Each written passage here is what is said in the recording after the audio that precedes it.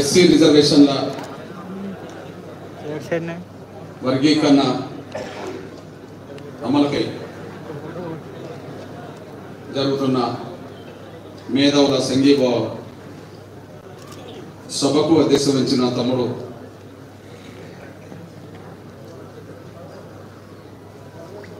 తనకుండబడే ఉద్యమ స్ఫూర్తితో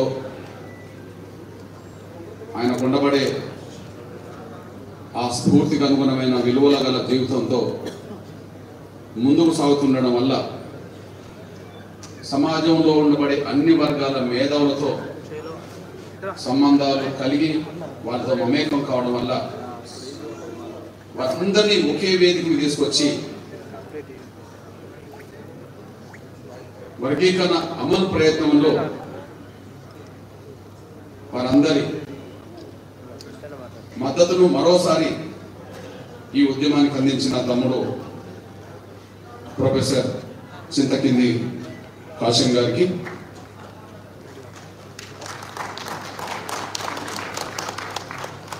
ఈ వేదిక మీద ఉండబడే అందరిలో ఒకే ఒక మహిళ మన సోదరి, ముందుగా ప్రొఫెసర్ సూర్యపల్లి సుజాత గారికి,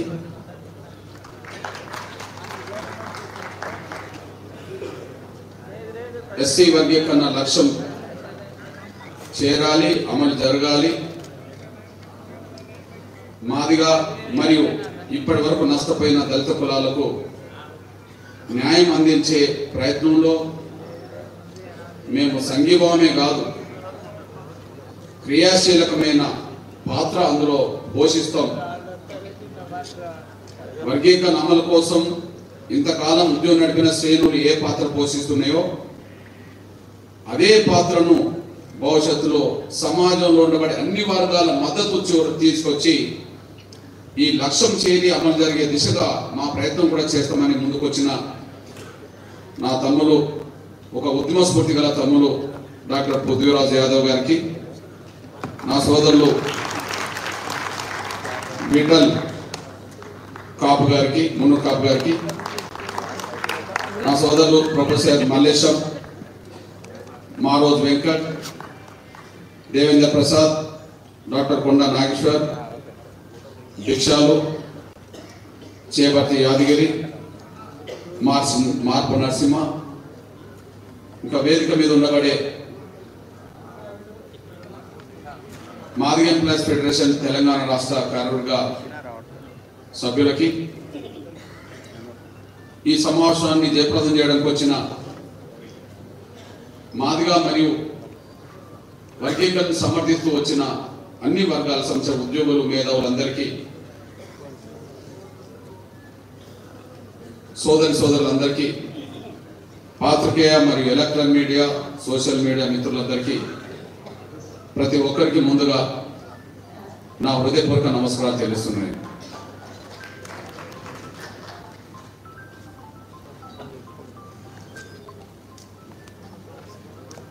ఎస్సీ రిజర్వేషన్ల వర్గీకరణ చేసుకునే అధికారం రాష్ట్రాలకే ఉందని సుప్రీంకోర్టు రాజ్యాంగ విస్తృత ధర్మాసనం ఆగస్టు 1న తీర్పునివ్వడంతో మాదిగా మరియు ఎస్సీ వర్గీకరణ కోరే మొత్తం దళిత కులాలన్నీ ఇక మా జీవితాల్లో వెలుగొచ్చినట్టు అనే ఒక ఆనందంలో ఉన్న సందర్భాలు ఉన్నాయి. అంతేకాకుండా ఈ 30 సంవత్సరాలుగా వర్గీకరణ ఉద్యమాన్ని బలపరుస్తూ వీలైన సమయంలో తమ సంపూర్ణ సహకారాలు అందిస్తున్న, వీలైన సమయంలో వాళ్ళ సంపూర్ణ సహకారాలు అందిస్తూ వచ్చిన అన్ని వర్గాల ప్రజలు, మేధావులు, రాజకీయ పక్షాలు కూడా ఆగస్టు సుప్రీంకోర్టు 1వ తారీఖు నడిచిన తీర్పును స్వాగతించాయి. ఇప్పటికైనా వీళ్ళు విజయం సాధించారు అని చెప్పి వాళ్ళలో కూడా హర్షాతిరేకాలు వ్యక్తమయ్యాయి. ఇక అమలు జరగబోతుందని అనుకునే సమయం, తెలంగాణలో రెట్టింపై సుప్రీంకోర్టు తీర్పు వచ్చిన తర్వాత దేశవ్యాప్తంగా ఎస్సీ వర్గీకరణ కోరే శక్తులు ఇక మా రాష్ట్రంలో మా జీవితాలు బాగుపడతాయి అనుకున్నాయి. ఇప్పుడు తీర్పు వచ్చింది కాబట్టి ఎప్పుడైనా వర్గీకరణ అమలు జరగక తప్పదు కదా అని చెప్పి భావించుకున్నాయి. ఇక అడ్డంకులు తొలగిపోయినట్టుగానే భావించుకున్నాయి. దేశవ్యాప్తంగా అదొక రకమైన సంతోషకరమైన వార్తలను చూశారు. కానీ తెలంగాణ రాష్ట్రంలో ఆ సంతోషం రెట్టింపుగా మారింది. స్పందించినాయి, స్వాగతించినాయి. కానీ సుప్రీంకోర్టు తీర్పు వచ్చిన సమర్థించి వర్గీకరణ అమలు చేస్తున్న ముఖ్యమంత్రి రేవంత్ రెడ్డి గారు ఓకే, అందరూ స్వాగతించినట్టుగానే స్వాగతించలే, అందరూ సమర్థించినట్టుగానే సమర్థించలే. షెడ్యూల్ కులాల వర్గీకరణ భారతదేశంలో అందరికంటే ముందు తెలంగాణ రాష్ట్రంలో అమలు చేస్తామని చెప్పాడు. అది సంతోషం, రెట్టింపై. ఆంధ్రప్రదేశ్ ప్రభుత్వం స్వాగతించింది, అది వేరు. కర్ణాటక స్వాగతించింది తీర్పు, మహారాష్ట్ర కూడా స్వాగతించారు, తమిళనాడు ప్రభుత్వం స్వాగతించింది, పంజాబ్ ఈ కేసులో ఇన్వాల్వ్ అయింది కాబట్టి స్వాగతించారు, హర్యానా కూడా స్వాగతించింది. అన్ని చాలా రాష్ట్రాల్లో వర్గీకరణను సమర్థిస్తూ ప్రభుత్వాలు స్పందించినాయి, ముఖ్యమంత్రి స్పందించారు. ఆ స్పందనకు మరింత ముందడుగేసి తెలంగాణ రాష్ట్ర ముఖ్యమంత్రి గౌరవ రేవంత్ రెడ్డి గారు ఒక స్పష్టతనిచ్చాడు. అది రెట్టింపైంది సంతోషం. ఏం స్పష్టత ఇచ్చాడు? షెడ్యూల్ కులాల వర్గీకరణ విషయంలో సుప్రీంకోర్టు తీర్పును స్వాగతించడమే కాకుండా ఖచ్చితంగా భారతదేశంలో అన్ని రాష్ట్రాల కంటే ముందు తెలంగాణలోనే అమలు చేస్తామని చెప్పాడు. ఇది తెలంగాణలో ఉండేవారి నిరుద్యోగులకు, విద్యార్థులకు రేపో మాపై అమలు జరగబోతుంది అనే పరిస్థితికి వచ్చేసింది. సుప్రీంకోర్టు తీర్పు ఒకవైపు సంతోషం, మరోవైపుగా రేపో మాపో అమలు ఇక్కడనే జరగబోతుంది, అంటే దేశంలో అన్ని రాష్ట్రాల కంటే ముందు ఇక్కడనే అమలు జరగబోతుంది అని చెప్పి రేవంత్ రెడ్డి గారు ప్రకటన చూసి చాలా ఆనందించారు. ఆనందం రెట్టింపు అయిపోయింది. దానికి తోడు ఇంకొక ప్రకటన చేశారు. గతంలో వచ్చిన నోటిఫికేషన్లు కూడా ఎస్సీ వర్గీకరణ అమలు చేసే ఉద్యోగాలు భర్తీ చేస్తామని చెప్పడం జరిగింది. గతంలో వచ్చిన నోటిఫికేషన్ అంటే అర్థమైంది. ఓకే, రేపు ఒక చట్టం వచ్చింది అనుకుందాం, ప్లీజ్ బాబు, రేపు 2025 ఫిబ్రవరిలో ఒక చట్టం వచ్చింది అనుకుందాం. ఆ చట్టం వచ్చిన రోజు నుంచే వర్గీకరణ అమలు చేస్తామని కాదు. అంతకుముందు నోటిఫికేషన్లు ఒకవేళ 2022లో నోటిఫికేషన్లు వచ్చి రిజల్ట్ పెండింగ్లు ఉన్నా, 2023లో నోటిఫికేషన్లు వచ్చి రిజల్ట్ పెండింగ్లు ఉన్నా, 2004లో నోటిఫికేషన్లు వచ్చి 24లో వచ్చిన నోటిఫికేషన్లు వచ్చినా కూడా రిజల్ట్స్ పెండింగ్లు ఉన్నా, వాటికి కూడా వర్తింపజేస్తూ వర్గీకరణ అమలు చేస్తామని చెప్పడం జరిగింది. అంటే ఇంకా సంతోషం కదా. నోటిఫికేషన్లు వచ్చినాయి, పరీక్షలు రాసినాం, ఇంకా రిజల్ట్ రాలేదు. కాబట్టి రిజల్ట్ రాకముందే వర్గీకరణ సుప్రీంకోర్టు తీర్పు వచ్చింది కాబట్టి ఆ నోటిఫికేషన్ కూడా వర్గీకరణ వర్తింపజేస్తా ఉన్నాడు కాబట్టి అని చెప్పి మాదిగా అందులో వర్గీకరణ కోరే దళిత కులాల్లో నిరుద్యోగుల్లో చాలా సంతోషం వచ్చేసింది. వాస్తవానికి 2000 చట్టం గౌరవ చంద్రబాబు నాయుడు గారు తీసుకొచ్చిన చట్టం మీద ఎత్తున్నదో ఆ చట్టంలో 4వ పాయింట్ కూడా అదే ఉన్నది. ఆ చట్టంలో 4వ అంశం కూడా అదే ఉన్నది. ఇప్పుడు 2000 సంవత్సరంలో చట్టం వచ్చింది, గౌరవ చంద్రబాబు నాయుడు గారు తీసుకొచ్చాడు. కానీ 99లో ఇచ్చిన నోటిఫికేషన్లు కూడా చట్టం వర్తింపజేశారు. 98లో వచ్చిన నోటిఫికేషన్లో కూడా ఆ చట్టం వర్తింపజేశారు. కాబట్టి రద్దయిన చట్టంలో అదే ఉన్నది, ఆ చట్టమే పునరుద్ధరించబడ్డది సుప్రీంకోర్టు తీర్పుతో. రేవంత్ రెడ్డి గారు అన్నది కూడా గదే. కాబట్టి అంతకుముందు నోటిఫికేషన్ సంబంధించిన విషయం వచ్చేప్పటికి ఎగ్జాంపుల్ టీచర్ పోస్ట్ అనుకుందాం. అంతకుముందు వచ్చిన నోటిఫికేషన్ పరీక్షలు రాసిండ్రు, ఫలితం ప్రకటించలేదు కదా. బట్ ఆటోమేటిక్గా వర్గీకరణ అమలు చేస్తారు. టీచర్ పోస్టులు కూడా మనకు వస్తాయని అనుకోవడం జరిగింది. అవసరం అనుకుంటే దానికి ఆర్డినెన్స్ తీసుకొస్తామని చెప్పడం జరిగింది. అందువల్ల భారతదేశంలో రాష్ట్ర ప్రభుత్వాలు స్పందించిన తీరు ఒక రకంగా స్వాగతించిన రాష్ట్రాలు ఉన్నాయి. కానీ స్వాగతించడమే కాకుండా అందరికంటే ముందు అమలు చేస్తామన్నారు. గత నోటిఫికేషన్ కూడా వర్గీకరణ వర్తింపజేస్తామని చెప్పడం జరిగింది. దానికి ఆర్డినెన్స్ తీసుకొస్తామని చెప్పడం జరిగింది. సరే, ఆర్డినెన్స్ తీసుకురాలేదు. పోనీ వెంటనే ఆర్డినెన్స్ తీసుకొస్తే మళ్ళా భవిష్యత్తులో ఏదైనా లీగల్ సమస్యలు ఎదురవుతాయని చెప్పి గవర్నమెంట్ అనుకుంటే, ఒకవేళ కమిటీ వేసింది అనుకుంటే కమిటీని స్వాగతించారు. కమిటీ కూడా ఫైనల్ కాదు, ఒక మన లీగల్ ఎలాంటి అడ్డంకులు చిక్కులు భవిష్యత్తులో రావద్దని మనం అనుకుంటే మళ్ళీ రిటైర్డ్ జడ్జితో వేసిన కమిషన్ కూడా స్వాగతించారు. అంటే గత నోటిఫికేషన్ కూడా వర్తింపజేస్తామనేది ఉన్నది కాబట్టి ఇక కమిషన్ నివేదిక వచ్చిన తర్వాత ఆటోమేటిక్గా అత నోటిఫికేషన్లకు అనుగుణంగానే కూడా వర్గీకరణ చట్టం అవుతుంది కదా అని భావిస్తున్నాం. కానీ ఇక్కడనే ఎస్సీ వర్గీకరణ వ్యతిరేక శక్తులు తమ పలుకుబడిని ప్రయోగించారు. ఎస్సీ వర్గీకరణ వ్యతిరేకించే శక్తులు తమ పలుకుబడిని ప్రయోగించారు. మొదటిది మాట్లాడుతూ ఒక తమ్ముడు అన్నాడు, విటలే అనుకుంటా, రేవంత్ రెడ్డి గారు ప్రకటన చేసే సమయానికి చాలా స్పీడ్గా ముందుకెళ్తాడని భావించాం. కానీ ఆ స్పీడ్ వెంటనే తగ్గింది. ఆ స్పీడ్ తగ్గడం ఒక అంశం అవుతే నెలకో 2 నెలలకో లేట్ అయినా కూడా గత నోటిఫికేషన్ వర్తింపజేసే విధంగా వర్గీకరణ జరిగితే పెద్ద సమస్య కూడా కాదు. ఒక నెల 2 నెలల సమస్య కాదు, 30 ఏళ్ళు ఆగిన వాళ్ళు. కానీ స్పీడ్ తగ్గడానికి కారణం వాళ్ళ ఒత్తిడే. గతంలో వచ్చిన నోటిఫికేషన్లకు వర్తింపజేయకుండా ఉద్యోగాలు భర్తీ చేయడం కూడా వాళ్ళ ఒత్తిడే. ఇది దేశంలో ముఖ్యంగా తెలంగాణ రాష్ట్రంలో మనం ఎదుర్కొన్న ప్రధాన సమస్య. ఈ విషయాన్ని మనం మర్చిపోద్దని సరైన అనుకుంటున్నాను.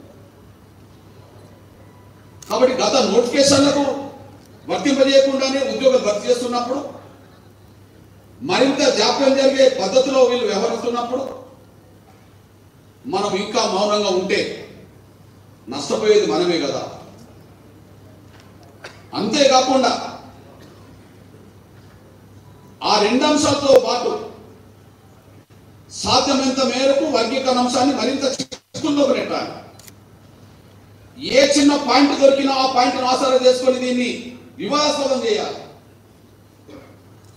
అవసరం అనుకుంటే ఇక్కడ కూడా ఏదైనా లీగల్ చిక్కులు వచ్చే విధంగా కూడా చేయాలి అని చెప్పి మరో కుట్ర కూడా వాళ్ళు తెరలేపారు. ఒక్క మాటలు చెప్పాలంటే ముందు స్పీడ్ తగ్గించడం చేశారు, 2 వర్గీకరణ లేకుండానే ఉద్యోగాలు భర్తీ చేసే ఒత్తిడికి పెట్టి వాళ్ళు ముందుకు తీసుకెళ్లారు. ఇక 3వది అసలు వర్గీకరణ అమలు జరగకుండా ఎట్లా చేయాలని చెప్పి కుట్ర చేస్తున్నారు. సుప్రీంకోర్టు తీర్పు వచ్చినా కూడా ఒకవేళ కమిషన్ స్టడీ చేస్తున్న ఈ సమయంలో కూడా దీన్ని మరింత జాప్యం చేసి లేదా చిక్కులోకి నెట్టేసి ఒక ప్రయత్నం కూడా చేస్తున్నారు. అందుకు అనుగుణంగానే హైకోర్టులో కూడా మళ్ళీ కేసు వేశారు. అసలు కమిషన్ వేసే అధికారం ఎక్కడిది, కమిటీ వేసే అధికారం రాష్ట్రానికి ఎక్కడిది అనే పద్ధతిలో మళ్ళీ హైకోర్టులోకి వెళ్ళారు. అది ఆంధ్రప్రదేశ్లో వెళ్ళారు, ఇక్కడ కూడా వెళ్ళారు. అంటే వర్గీకరణ వ్యతిరేక శక్తులకు ముందు వెంటనే పలుకుబడి జాప్యం జరగడానికి ఉపయోగపడ్డారు. సాక్ష్యం నిజంగా అందరికంటే ముందే అమలు చేస్తామన్న రేవంత్ రెడ్డి గారు తమ్ముడు మల్లేశం, ప్రొఫెసర్ మల్లేశం చెప్పినట్టుగా తమ్ముడు కాసిం, నేను, నాతో పాటు మన మంత్రి గౌరవ దామోదర నరసింహతో పాటు మన ఎమ్మెల్యేలు, అదే సమయంలో మాజీ మంత్రివర్యులు మన మోత్పల్లి నరసింహ అందరూ కలిసి వెళ్ళారు. వెళ్ళినప్పుడు మాతో మాట్లాడిన మాటలు అంతకుముందు ఆయన మాట్లాడిన దానికి అనుగుణంగానే ఉన్నాయి. శాసనసభలో ఏ మాటలు మాట్లాడిండో ఆ మాటలు కార్యరూపం దాల్చడం మీదనే దృష్టి పెట్టినట్టుగానే ఉన్నాయి. ఏం చెప్పిండు? 2 రోజుల్లో కమిటీ డిక్లేర్ చేస్తా, 2 days, 22వ తారీఖు నాడు కలిశాం. ఆగస్టు 22వ తారీఖు నాడు కలిశాం ప్రతినిధి బృందం. మాతో గంటకు పైగా వెచ్చించారు. మాట్లాడడంలో కానీ మనకు నమ్మకం కలిగించడంలో కానీ ఆయన మాట్లాడాడు, స్వచ్ఛతనిచ్చాడు. ఏం చెప్పాడు? ఏమాత్రం ఆలోచన చేయకుండా ముందు నేను కమిటీ వేస్తాను. ఈ కమిటీ ఏం చేయాల్సిన అవసరం లేదు. ఇప్పటికే వర్గీకరణ అమలు జరుగుతున్న రాష్ట్రాలు 2 ఉన్నాయి కదా, పంజాబ్ అండ్ తమిళనాడు. పంజాబ్ తమిళనాడు రాష్ట్రాలకు మీరు తొందరగా వెళ్ళిరండి. ఆ డెలిగేషన్ కొంతమంది మంత్రులతో వేస్తారు. అందులో మీ ఎమ్మెల్యేలు కూడా పోండి, ఒక 4-5 రోజుల్లో పని పూర్తి చేసుకుంటారండి అన్నాడు. అంటే 22వ తారీఖు నాడు చెప్తే 24వ తారీఖు నాడు 25వ తారీఖు నాడు కమిటీ చేస్తామని చెప్పడం జరిగింది. అంటే 2-3 రోజులు అన్నాడు. వాస్తవమే. చేసే పని ఏంటిది? పంజాబ్ అండ్ తమిళనాడు రాష్ట్ర ప్రభుత్వాలు వర్గీకరణ అమలు చేస్తున్నాయి కనుక దాన్ని ఒకసారి స్టడీ చేసి వస్తూ ఆంధ్రప్రదేశ్ ప్రభుత్వం గతంలో అమలు చేసింది కదా, చంద్రబాబు నాయుడు గారు ముఖ్యమంత్రి ఉన్నాడు కదా, వస్తూ అక్కడ కూడా పర్యటన చేసి అక్కడ వివరాలు తీసుకొని ఇక్కడ రండి. వీలైతే హర్యానా కూడా వెళ్ళిరండి, వాళ్ళు కూడా స్వాగతించారు కదా. పంజాబ్ వెళ్తుంది కాబట్టి హర్యానా కూడా వెళ్ళండి.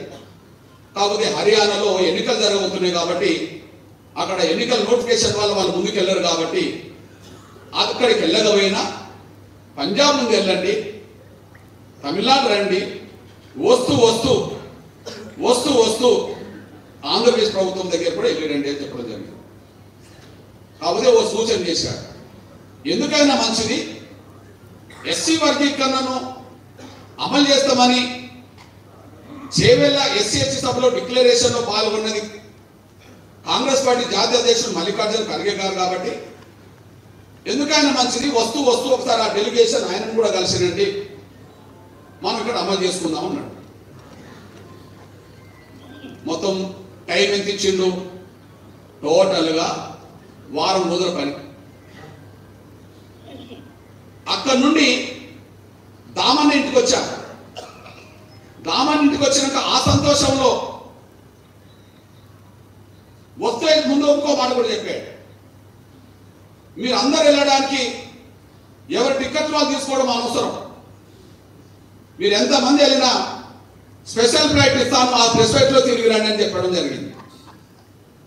మలేషియా అనడా లేదా? స్పెషల్ ఫ్లైట్ ఇస్తాను, అది వేసుకొని తిరిగి రండి అని చెప్పడం జరిగింది. ఏదో ఆయన మనల్ని నమ్మించడానికి అన్నాడని నేను అనుకోను. ఆయన ఉద్దేశం నిజాయితీగా ఉన్నదని అనుకుందాం. దానికి వచ్చిన కారణం ఉన్నది. గౌరవ రేవంత్ రెడ్డి గారు తెలంగాణ రాష్ట్రంలో ఉమ్మడి మహబూబ్నగర్ జిల్లాకు సంబంధించిన వ్యక్తి. తెలంగాణలో మొత్తం ఆంధ్ర వైపు పోతే ఇటువైపు వస్తే టోటల్ ఆంధ్రప్రదేశ్లో మాదిగలు అత్యంత ఎక్కువ ఉన్న జిల్లా అనంతపురం జిల్లా. తెలంగాణ రాష్ట్రంలో మాదిగలు అత్యధిక జనసంఖ్యలో ఉన్న జిల్లా ఉమ్మడి మహబూబ్నగర్ జిల్లా. మినిమం 85% ఉంటుంది, 80% అయితే దగ్గర. మిగిలిన అక్కడ 60-70 ఇట్లా ఉంటుంది. కాబట్టి ఉమ్మడి మహబూబ్నగర్ జిల్లా నుండి వచ్చిన వ్యక్తి, అత్యధికంగా మాదిగలు ఎక్కువ ఉన్న జిల్లా నుండి వచ్చిన వ్యక్తి. ఆయన అంతకుముందు చెప్పిన ఒక విషయం ఉన్నది. చెప్పినప్పుడు నేను మాదిగల మద్దతుతోటే నేను జడ్పీటీసీని. నరేష్ సౌలు, నేను మాదిగల మద్దతుతోనే జడ్పీటీసీనే. నేను మాదిగల మద్దతుతోనే ఎమ్మెల్సీని అయ్యాను, నేను మాదిగల మద్దతుతోనే ఎమ్మెల్యేని గెలిచాను, నేను మాదిగల మద్దతుతోనే ఎంపీగా గెలిచాను. ఈరోజు మీ ముందు మాట్లాడే సమయానికి నేను ఈ స్థాయిలో ఎదిగిందంటే నా సొంత కులం నా ఎంబడున్నదో లేదని చెప్పలేను, కానీ మాదిగల నిండు ఆశీర్వాదం నాకు ఉండడం వల్ల నేను తగ్గించిన ఆయన చెప్పడం జరిగింది. ఉమ్మడి మహబూబ్నగర్ జిల్లా నుండి వచ్చిన వ్యక్తి, మాదిగల మద్దతుతో వచ్చిన వ్యక్తి, తను చెప్పిన దాని ప్రకారమే.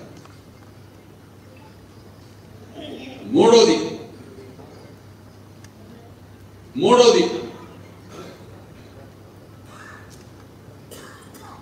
ఎస్సీ రిజర్వేషన్ల వర్గీకరణ ఉద్యమంలో పాల్గొన్న వ్యక్తి. ఒకసారి రేవంత్ రెడ్డి గారి మాటల్ని మనం నిజాయితీగానే విశ్వసించాం, ఆయన నిజాయితీగానే చెప్పిండని కూడా అనుకుందాం. అందుకు సాక్ష్యం ఆయన ఎవరి అండదండలతో ఎదిగిండో ఆయన చెప్పిన సాక్ష్యం వినండి. 18 సార్లు నేను ఇండిపెండెంట్ జడ్పీటీసీ తెచ్చినప్పుడు మాల్యాల పిల్లలు నన్ను బస్ పిల్లలు తీసుకెళ్ళి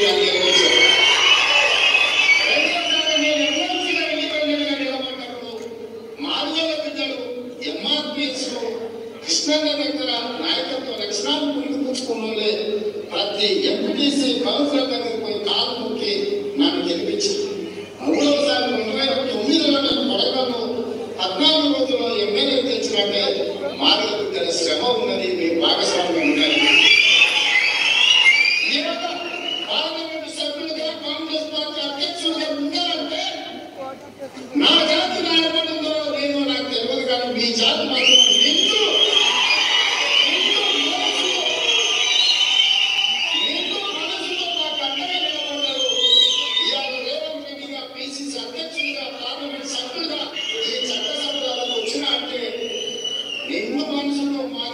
ఆశీర్వాదం ఉంది కాబట్టి నేను ఇక్కడ నిల్చొని ఒక పార్టీ అధ్యక్షుడిగా మీతో మాట్లాడుకునే గౌరవం దక్కిందంటే మీ జాతి వల్ల నాకు గౌరవం దక్కింది. ఇది చాలు. తను అతిపెద్ద జనసంఖ్య గల మాదిగలున్న జిల్లాలో నుండి వచ్చి మాదిగల అండదండలతో ఆ స్థాయికి ఎదిగిందని చెప్పి తను చెప్పాడు. ఖచ్చితంగా ఆయన నిజాయితీని మనం శంకించలేము, ఆ మాటల్లో ఉన్న నిజాయితీ ఉన్నది అనుకుంటాం. మూడోది, ఆయన ఎస్సీ వర్గీకరణ ఉద్యమం జరిగిన రోజుల్లో జడ్పీటీసీగా ఉన్న సమయంలో మనలకు అండదండలు అందించాడు, కార్యక్రమంలో పాల్గొన్నాడు. ఎమ్మెల్సీగా తన అండదండలు అందించాడు, ఆయా సందర్భంలో ఉద్యమాల్లో పాల్గొన్నాడు. ఎమ్మెల్యేగా మన పిల్లలకు అండదండలు ఉన్నాడు, ఉద్యమంలో పాల్గొన్నాడు. ఎంపీగా మన ఉద్యమంలో పాల్గొన్నాడు, మన ఉద్యమానికి అండగా నిలబడ్డాడు. తన నోటి నుండే కదా వచ్చిందిగా అందరికంటే ముందు నేను అమలు చేస్తామని చెప్పి. కాబట్టి అతిపెద్ద జనసంఖ్యలో మాదిగలున్న జిల్లాలో వచ్చినోడు, మాదిగల అండదండలతో ఆ స్థాయికి వచ్చినోడు, వర్గీకరణ ఉద్యమంలో వివిధ సందర్భాల్లో భాగస్వామైనోడు, ఖచ్చితంగా ఆయన మాట నిలబెట్టుకుంటాడని మనం అనుకుంటాం సహజంగా. అందుకని చాలా సంతోషంలో మాదిగ జాతి వర్గీకరణ కోరే దళిత శక్తులన్నీ ఉన్నాయి. కానీ దానికి అనుగుణంగానే ఆగస్టు 22వ తారీఖు నాడు కలిసినప్పుడు మనతో మాట్లాడిన సందర్భంలో కూడా అదే స్పష్టతనిచ్చాడు. వారం రోజుల్లో ఈ ప్రక్రియ పూర్తి చేసుకొని మొదటి వారంలో కంప్లీట్ చేద్దామని చెప్పడం జరిగింది. 22వ తారీఖు నాడు కలిస్తే 31వ తారీఖు లోపు షెడ్యూల్ వేసుకున్నాం. అంటే ఏ రోజు స్పెషల్ ఫ్లైట్ లో పంజాబ్ వెళ్ళబోతున్నాం అంటే స్పెషల్ ఫ్లైట్ వచ్చిందిగా మనకు. ఏ రోజు స్పెషల్ ఫ్లైట్ లో పంజాబ్ వెళ్ళబోతున్నాం, వస్తూ ఏ రోజు ఢిల్లీ లాగాలి, ఎప్పుడు ఏ టైం ఢిల్లీ ఆగాలి, ఢిల్లీ నుంచి అదే ఫ్లైట్ లో మళ్ళీ మద్రాసు ఎప్పుడు పోవాలి, చెన్నై, అటు నుంచి వచ్చేటప్పుడు మళ్ళా అమరావతిలో ఎప్పుడు దిగాలి, అక్కడ చంద్రబాబు నాయుడు గారిని కలిసి మన హైదరాబాద్ ఎప్పుడు చేరాలంటే అంత 31లోకి వేసుకున్నాం. మొత్తం అందరికి 3Dలో పెట్టి చూపించినట్టే జరిగింది మొత్తం సినిమా. అంటే 31వ తారీఖు లోపు రిపోర్ట్ తయారు చేయాలి, 1, 2వ తారీఖు లోపు ప్రభుత్వానికి అప్పచెప్పాలి. మొదటి వారంలో క్యాబినెట్ తీర్మానం చేసి మొదటి వారంలో స్పెషల్గా ఆర్డినెన్సో లేదా చట్టమో తీసుకురావాలని చెప్పి ఒక నిర్ణయం జరిగింది. నేను మళ్ళీ చెప్తున్నా, ఆయన మాటల్లో నేను శంకిస్తానని అనుకోబాకండి. కానీ చెప్పిన ఉద్దేశం అది, చెప్పిన సందర్భం అది, నమ్మడానికి కారణం గతంలో ఉన్న చరిత్ర ఉన్నది. కానీ వాళ్ళ పలుకుబడితో ఆయనను కూడా శాసించి ఒక అడుగు కూడా ముందుకు వెళ్లకుండా చేయగలిగారు. వాళ్ళకు ఉండబడే పలుకుబడితో ఒక అడుగు కూడా వాళ్ళ ముందుకు వేయకుండా చేశారు. ఆగస్టులో చెప్పిన కమిటీ అక్టోబర్లో పడ్డది. అక్టోబర్ కమిషన్ ఎప్పుడు వచ్చింది కదా, దాదాపు 2 నెలల టైం తీసుకుంది.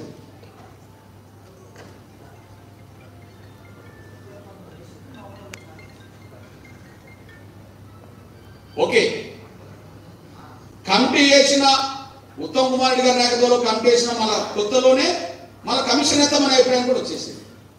అంతిమంగా కమిషన్ వేసింది అక్టోబర్లో అవుతే ఛార్జ్ తీసుకున్నది అంటే ఆగస్టు పోయింది, సెప్టెంబర్ పోయింది, అక్టోబర్ పోయింది, నవంబర్కి వచ్చేసింది. అంటే ఒక వారం 10 రోజుల ప్రక్రియ అనుకున్న దాన్ని 4 నెలలు తీసుకురావడం, వాళ్ళు తీసుకొచ్చి ఒత్తిడిలో భాగమే. దానికి సాక్ష్యం మీ దృష్టికి తీసుకొస్తున్నాను. ఎప్పుడైతే మనకు స్పష్టతనిచ్చాడో రేవంత్ రెడ్డి గారు, వీళ్ళకు పలుకుబడి కాంగ్రెస్ పార్టీ జాతీయ స్థాయిలో ఉన్నది కదా, మల్లికార్జున ఖర్గే గారు కలిశారు. ఇక్కడ 2 పాత్రలు పోషిస్తున్నాయి. వెంకటస్వామి గారి కొడుకులో మన్మలోమో బహిరంగంగా కనిపిస్తున్నారు రోడ్డు మీద. కానీ మల్లు భట్టి విక్రమార్క, మల్లు రవి ఇంటర్నల్ పై అక్కడ కలిసి వస్తున్నారు.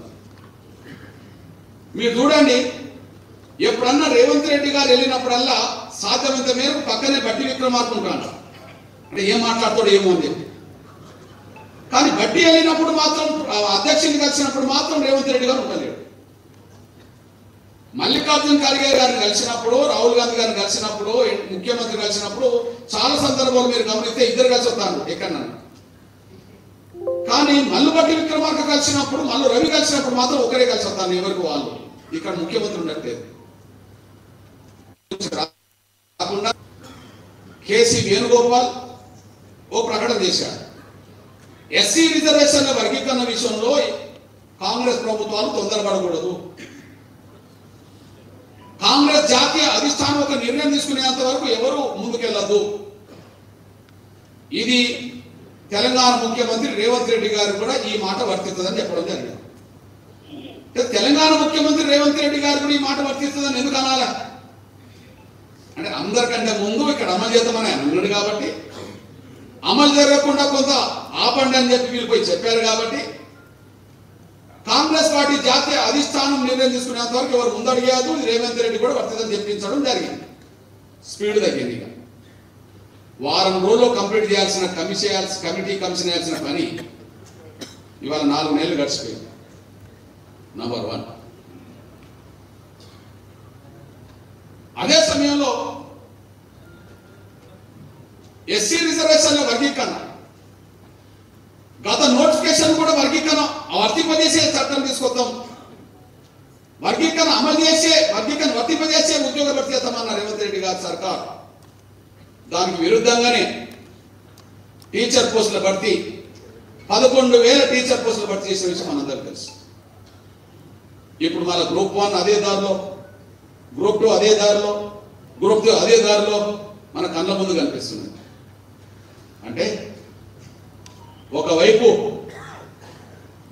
వర్గీకరణ వ్యతిరేక శక్తుల పలుకుబడి తలకి ఇప్పుడు ఈ అవకాశాలు అయితే ముందు వీళ్ళకి పోని అనే పద్ధతిలో మన నోటికాడి కంచాన్ని కూడా గుంజుకెళ్ళి వాళ్ళకి ఇచ్చే ప్రయత్నం జరుగుతుంది. మళ్ళీ వాళ్ళంతతో ఆగుతున్నారా? వర్గీకరణ వర్తింపజేసే ఉద్యోగ భర్తీ చేస్తామన్న దాన్ని విరుద్ధంగానే వర్గీకరణ లేకుండా భర్తీ చేయించుకుంటున్నారు కదా, ఇంత మనకున్నా కూడా. కానీ ఇప్పుడు అసలు వర్గీకరణ అమలు జరగకుండా కుట్ర చేయడానికే వాళ్ళు ప్రయత్నం చేస్తున్నారు.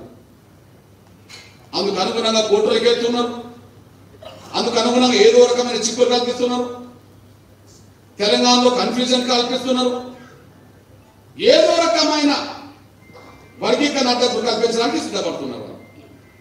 ముందు జాప్యం, 2 వర్గీకరణ లేకుండా రేపు ఉద్యోగాలు భర్తీ చేసుకోవడం, 3వ అసలు వర్గీకరణ భవిష్యత్తులో జరగకుండా చేయడం కోసం కూడా మళ్ళీ కుట్రలు చేయడం.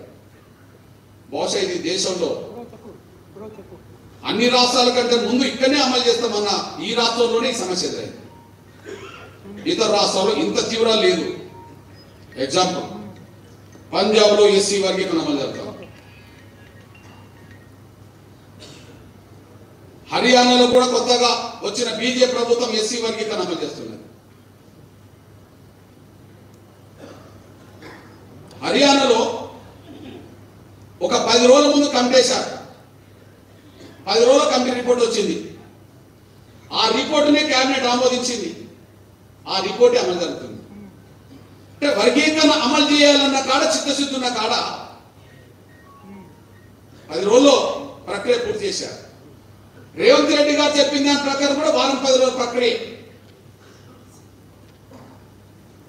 తమిళనాడులో వర్గీకరణ అమలు జరుగుతుంది. ఇకపోతే ఆంధ్రప్రదేశ్లో వర్గీకరణ ప్రక్రియ ముందుకు సాగుతున్నట్టుగానే కనిపిస్తున్నది. అందుకు సాక్ష్యం మొన్న ఏకసభ్య కమిషన్ కు నేను గుంటూరులో వినతిపత్రం ఇచ్చాను. వినతిపత్రం ఇచ్చిన తెల్లారి, కమిషన్ రిపోర్ట్ అయితే రాలేదు కదా ఇంకా, వినతిపత్రం ఇచ్చిన తెల్లారి ఆంధ్రప్రదేశ్ ముఖ్యమంత్రి గౌరవ చంద్రబాబు నాయుడు గారు ఏదో ఒక పని మీద దళిత మాదిగపల్లికి వెళ్ళాడు. పెన్షన్ లేదు ఇవ్వడానికి వెళ్ళాడు. దళిత మాదిగపల్లికి వెళ్ళాడు తెల్లారి. వెళ్ళి అక్కడ ఉండబడే ఆ కుటుంబ సభ్యులతో మాట్లాడుతూ ఆడ చదువుకుంటున్న అమ్మాయిలతో, పిల్లలతో మాట్లాడుతూ ఒక మాట అన్నాడు, మీరు బాగా చదువుకోండి, త్వరలోనే వర్గీకరణ చేయబోతున్నాను నేను. మీరు బాగా చదువుకొని పైకి రండి, త్వరలోనే వర్గీకరణ చేయబోతుందని చెప్పేశారు. ఇది అందరికి వైరల్ అయిపోయింది, పేపర్లో కూడా వచ్చేసింది. అంటే అక్కడ ఎలాంటి నోటిఫికేషన్ కొత్తగా లేవు, గతంలో ఇచ్చిన నోటిఫికేషన్లకు సంబంధించిన విషయంలో కూడా ఎక్కడ కూడా ఉద్యోగం ఒక భర్తీ చేసినట్టు దాఖలాలు కూడా కనిపించలేవు. అంటే అక్కడ పెద్ద నష్టం లేదు, ప్రక్రియ ముందుకెళ్తున్నట్టు కనిపిస్తున్నది. ఆడ ముఖ్యమంత్రి సవాళ్ళు ఉన్నట్టుగానే కనిపిస్తున్నాడు. ఎందుకంటే ఒక ఇంట్లోకి వెళ్ళి మాట్లాడిన రికార్డ్ మనకు బయటకు వచ్చేసింది. కర్ణాటక కూడా ఇంత తీవ్రంగా లేదు. ఎస్సీ వర్గీకరణ విషయంలో ఆంధ్రప్రదేశ్, తెలంగాణ, కర్ణాటకలో ఉద్యమాలు బలంగా ఉన్నాయి. కర్ణాటక విషయం చెప్తున్నాను. కర్ణాటకలో సిద్ధరామయ్య గారు బీసీ, ఆయన ఎస్సీ వర్గీకరణ ముందుకు నడపడం కోసం ఆయన ప్రక్రియ ముందుకు తీసుకెళ్లాడు. ఆ ప్రక్రియకు అక్కడ మాదిగ ఎమ్మెల్యేలు, మంత్రులు కూడా ఒప్పుకున్నారు. ఇప్పుడు అక్కడ మాదిగ ఎమ్మెల్యేలు, మంత్రులు కూడా ఒప్పుకున్నారు. కర్ణాటకలో హోంశాఖ మంత్రి 2వ స్థానం ఇప్పుడు అయినదే జి పరమేశ్వర్ మాల. ఎస్టీ మహాదేవప్ప సాంఘిక సంక్షేమ శాఖ మంత్రి, ఆయన మాల. ప్రియాంక ఖర్గే ఇప్పుడు మల్లికార్జున ఖర్గే గారు కొడుకే, ఆయన మాల. వీళ్ళు ముగ్గురు ఎస్సీ వర్గీకరణ జరగాల్సిందే, అందరం కలిసి మనం పంచుకొని బాగుపడదామని చెప్పి వాళ్ళు ప్రకటన చేశారు. మన మాదిగ మంత్రులు ఇద్దరు ఉన్నారు,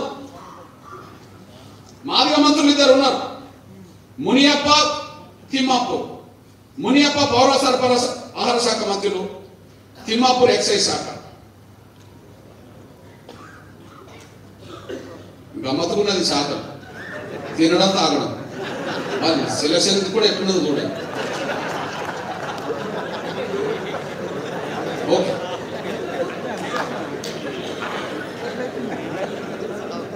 రైట్.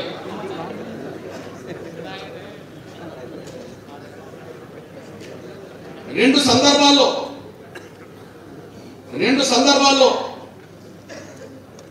ఈ పరమేశ్వర్ ఇంట్లో మాదిగ మంత్రులు కూర్చున్నారు. ఒకసారి బెల్గాంలో పెద్ద సభ జరిపిండు మాదిగ. ఆ సభకు మాదిగ మంత్రులు పోయిండు.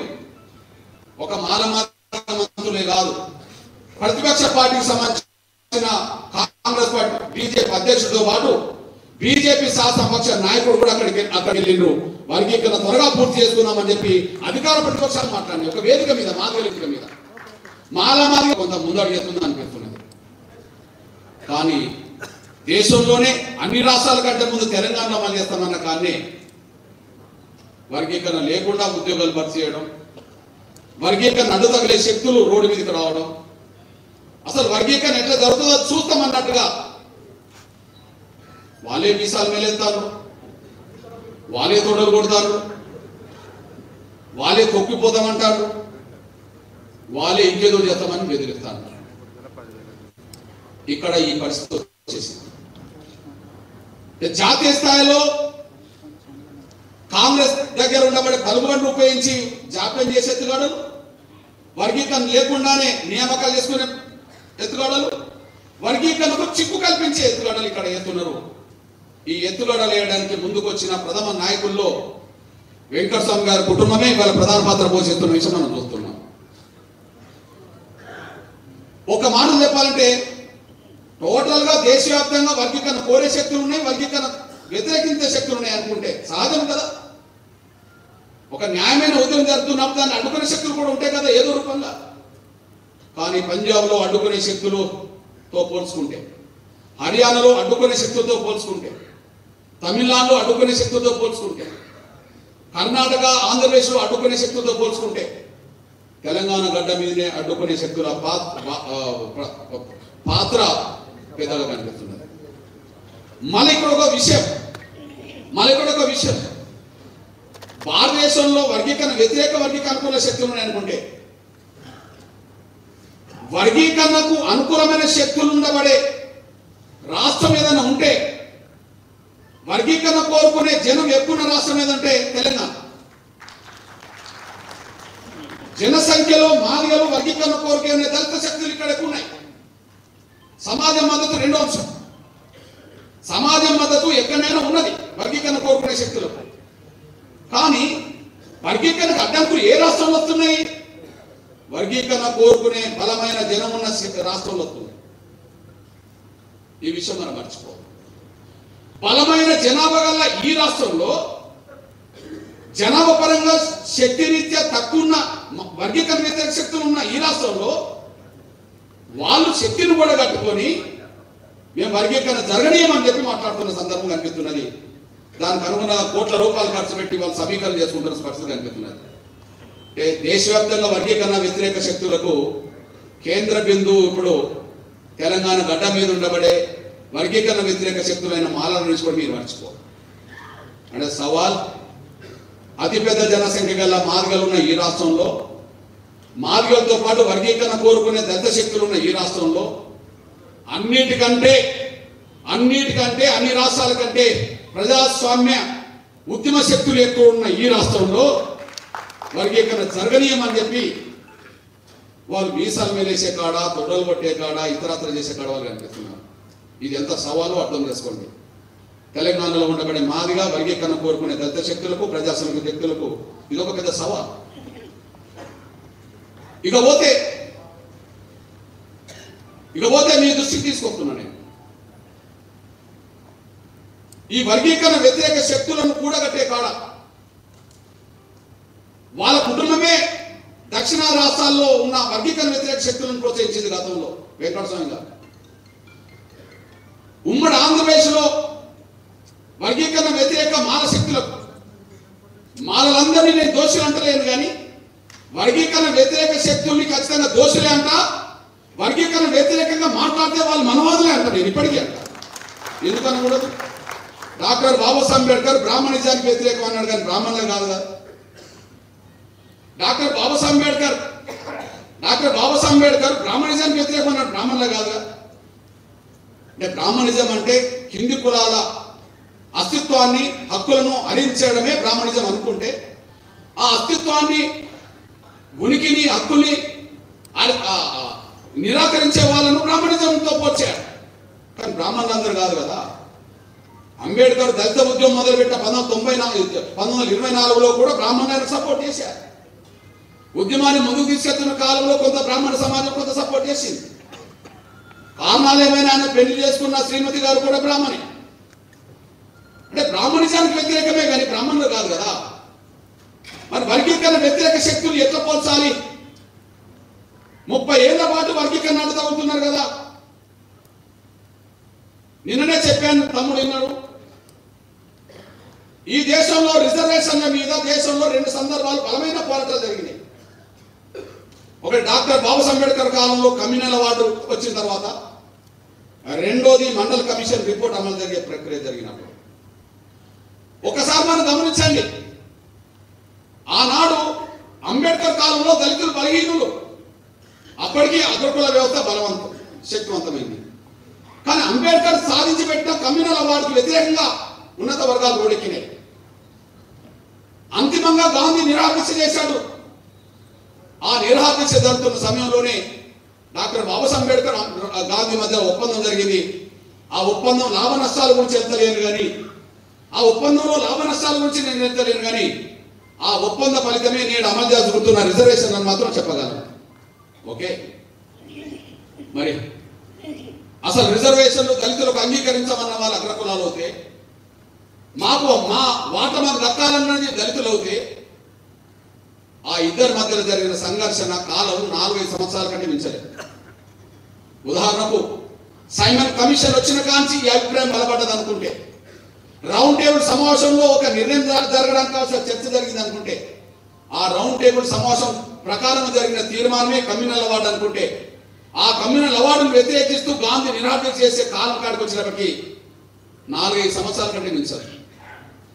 అంటే అగ్రకులాలు దళితుల మధ్యలో రిజర్వేషన్లు అడ్డుకుంటామనే వాళ్ళు రిజర్వేషన్ కావాలంటున్న మధ్యలో 4-5 సంవత్సరాల్లో సమస్య పరిష్కారం అయిపోయింది. ఇప్పుడు ఎవరన్నా ఎస్టీల రిజర్వేషన్ ఎత్తేయాలి, ఎస్టీల రిజర్వేషన్ ఎత్తేయాలని చెప్పి ఎవరన్నా మాట్లాడుతున్నారా?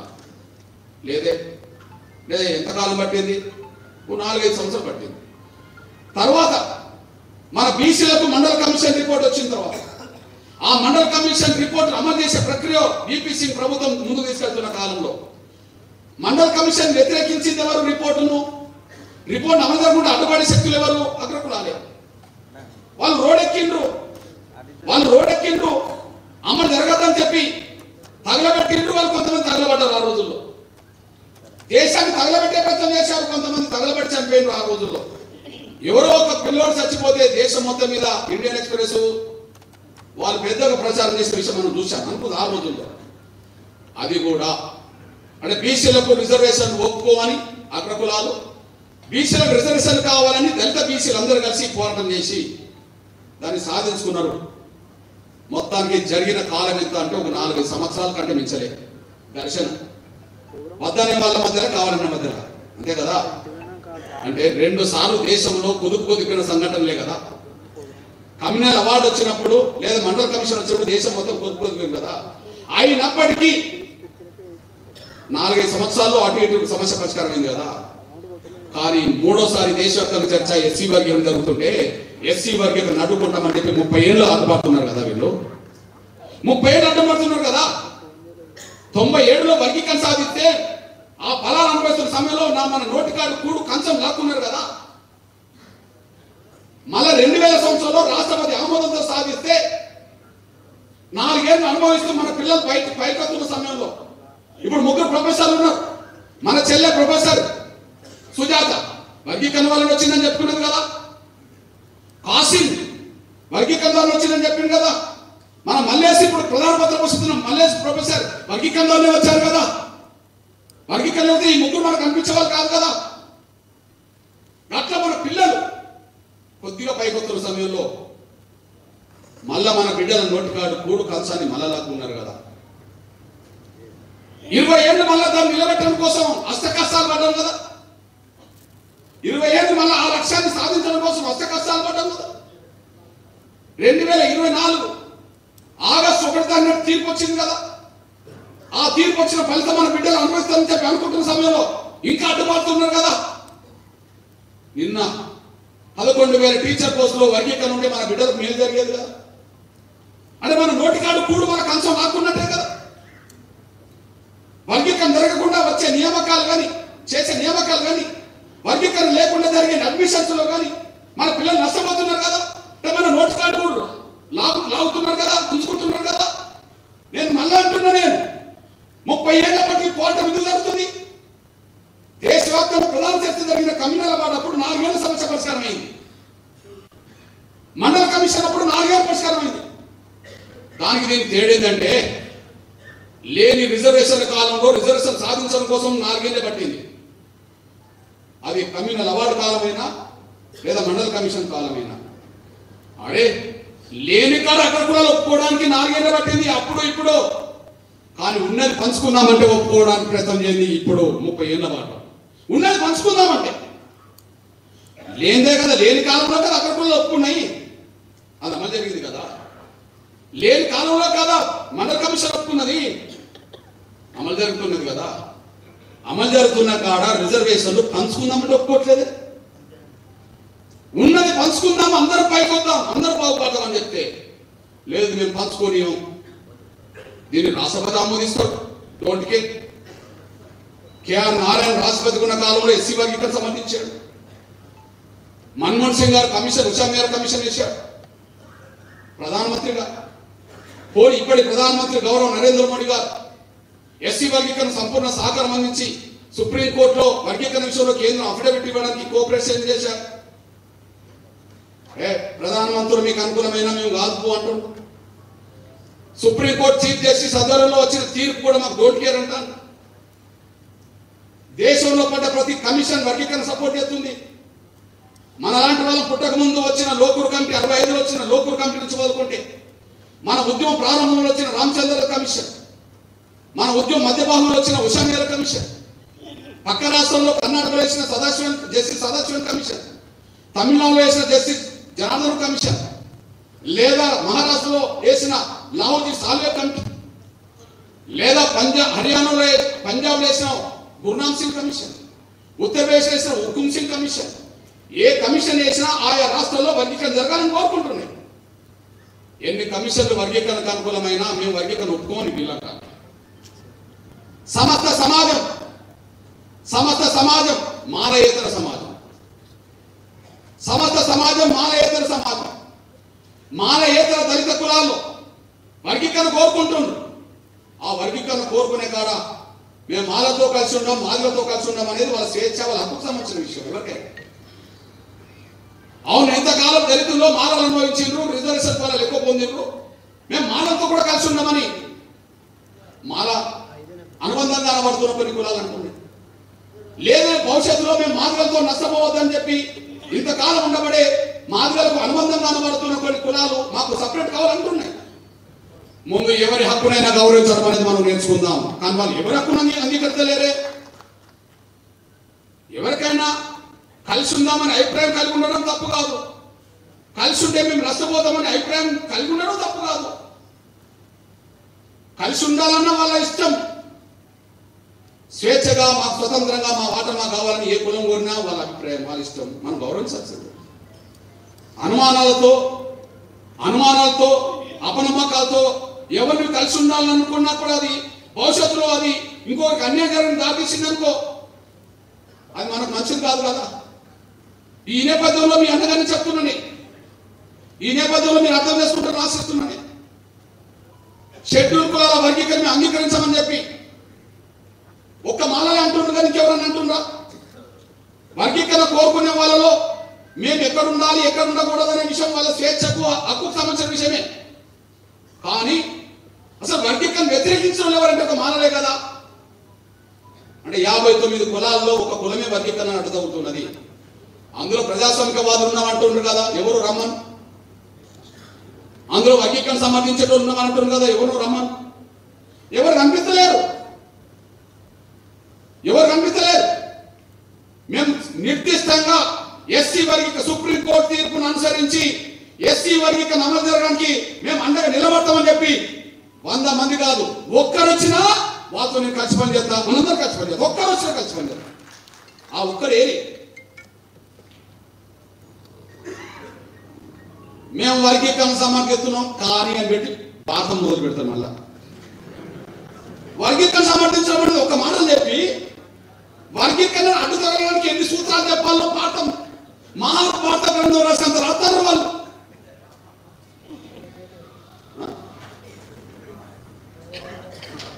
అంటే వాళ్ళకి ఇష్టం లేదు అసలే. డైరెక్ట్ వ్యతిరేకించిన వాళ్ళన్నా మనకు పెద్ద ప్రాబ్లం కాదు, యుద్ధంలో అటు ఉంటారు. అసలు ఈ ప్యాచ్ అట్లా కూడా లేదు. మళ్ళా సమాజం దృష్టిలో వాళ్ళ డెమోక్రసీగా కనిపించాలి. మళ్ళీ వర్గీకరణమో మానకుల తత్వం ద్వారా అమలు జరగదు. వాళ్ళకంటే నడి రోడ్డు మీద వర్గీకరణ జరగనీయమని అనేటోళ్ళకంటే ఈ నుసుగుడు బ్యాచ్ అసలు ప్రమాదం. ఈ ముసుగు బ్యాచ్ తోటి ఈ నొసుగుడు బ్యాచ్ తోటి ఈ ప్రమాదం.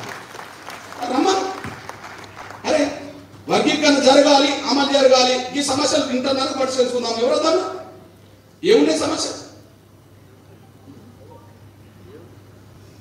ఈ నేపథ్యంలో ఒక వర్గమైనా వాళ్ళు వర్గీకరణ అడ్డు తగిలే శక్తివంతం. నిన్నటి వరకు ఏ కుటుంబం అయితే కుటుంబ పెద్ద అయితే ఉమ్మడి ఆంధ్రప్రదేశ్లో వర్గీకరణ వ్యతిరేక మాలమానాన్ని ప్రోత్సహించారు, ఏ మాల లీడర్లు అయితే ప్రోత్సహించారు, ఏ మాల ప్రజాప్రతినిధులు అయితే ఇంటర్నల్ ప్రోత్సహించారు, ఆ కుటుంబం సంబంధించిన వ్యక్తుల ఆ కుటుంబమే ఇవాళ నడి రోడ్డు మీదకి వచ్చేసింది. ఓకే, తెలంగాణ గడ్డ మీద మాదిగా వర్గీకరణ కోరుకునే శక్తులతో పోల్చుకుంటే మాల జనాభా తక్కువ, కానీ వాళ్ళకు ఉండబడే ఆర్థిక శక్తి ఎక్కువ, వాళ్ళకు ఉండబడే రాజకీయ పలుకుబడి ఎక్కువ, వాళ్ళకు ఉండబడే మీడియా శక్తి ఎక్కువ. భారతదేశంలో నేను దాదాపు ఒక 20-23 రాష్ట్రాలు ప్రత్యక్షంగా తిరిగి వచ్చాను.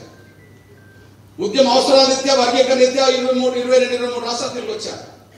ఈశాన్య రాష్ట్రాలు మినహాయించుకొని మిగిలిన అన్ని రాష్ట్రాలు అంత సంబంధాలని నేను పోయి తిరిగి వచ్చాను. నాకు తెలిసి వెంకటస్వామి గారి కుటుంబం ఎదిగినంత స్థాయిలో ఈ దేశంలో ఏ దత్త కుటుంబం ఎదగదు. మీరు ఎవరి పేరైనా చెప్పండి వెంకటస్వామి గారి కుటుంబం తర్వాత. ఉదాహరణకు వెంకటస్వామి గారి కుటుంబానికి రాజకీయ పలుకుబడి ఎట్లున్నది? ఇప్పుడు కాంగ్రెస్ పార్టీలో ఉన్నారు.